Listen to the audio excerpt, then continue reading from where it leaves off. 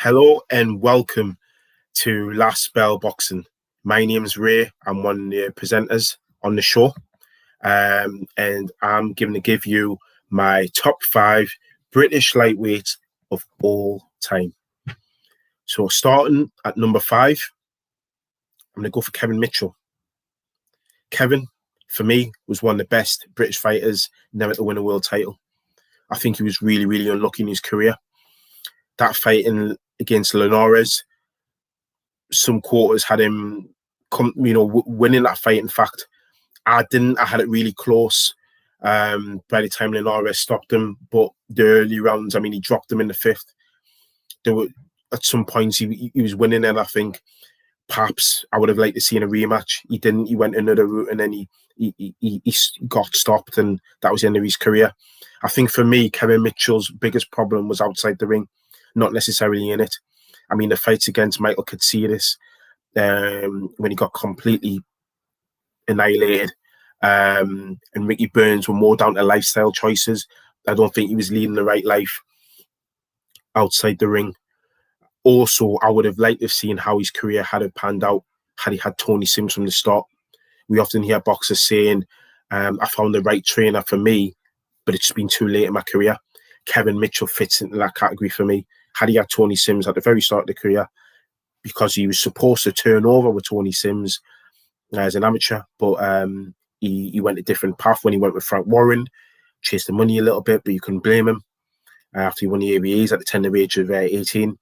But he had a great career, and he's got to go down definitely as one of our best lightweights. Number 4, Ricky Burns, 3-weight world champion. He had his best successes at lightweight for me. For what I would say about Ricky Burns is that period between 2010 and 2012 when he was taking on the likes of Katsidis, Mitchell. He beat Jose Gonzalez. I know he didn't do too much afterwards, but he was highly fancied coming into that fight.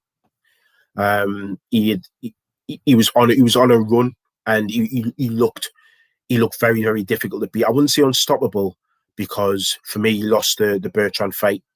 He got bamboozled off Terence Crawford, but he was still a force to be reckoned with. And I would say at that period, he was one of our pound for pound best fighters, and he was a real force to be reckoned with.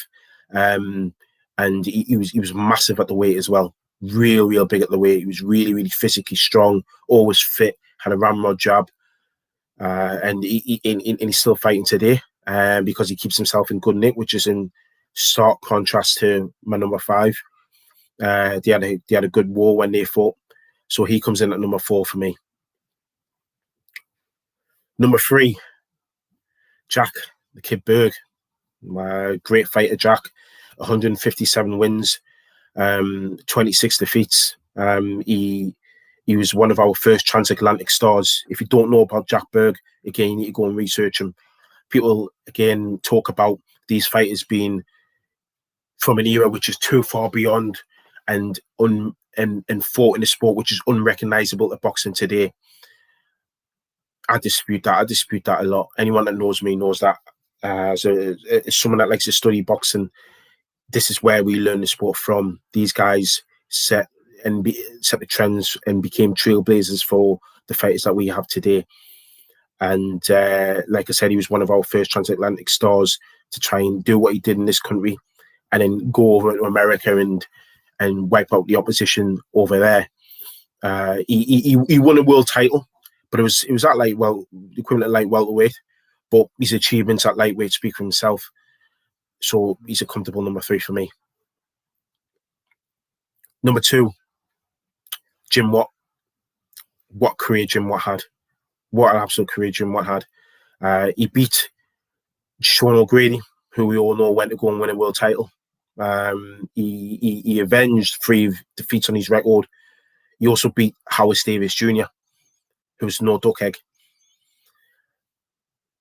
What else can you say about Jim Watt? World champion. Not just his reputation and career in the ring, but outside as well. He went on to become a well respected and renowned pundit until he retired a few years ago. He was very famous for saying in giving the phrase, his legs have gone whenever somebody took a punch. But look at his career again, terrific fighter, and he gave us one of our great domestic rivalries and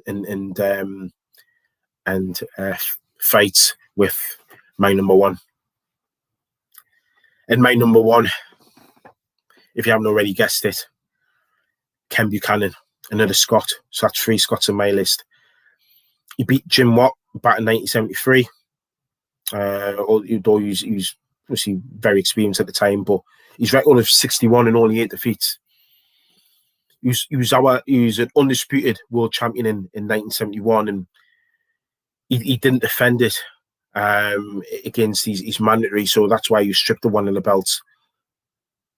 But to become an undisputed champion, considering there's only 5 in the modern era, tells you how difficult it is. Never mind how difficult it was back then. But Ken Buchanan was a tremendous fighter, and we'll talk about how people are always consistently. If you've got a fighter that's always consistently in an all-time great list, you've got to put some respect on that fighter's name. And Ken Buchanan was a trailblazer for some of the UK fighters, and none other than Josh Taylor, who's our only British undisputed champion in the modern era. So Ken Buchanan is my greatest British lightweight of all time. So there you have it. There's my list, guys. There's my top 5. If you agree or disagree, you can comment in our channel, comment below. Don't forget to like, comment, and subscribe to the channel. And also, don't forget to tune in on our Thursday night live shows. We go live at 9 o'clock on the YouTube channel. We debate the past cards that have been on, the cards that are coming up. We have interviews with great boxers, coaches, referees, trainers, matchmakers, promoters.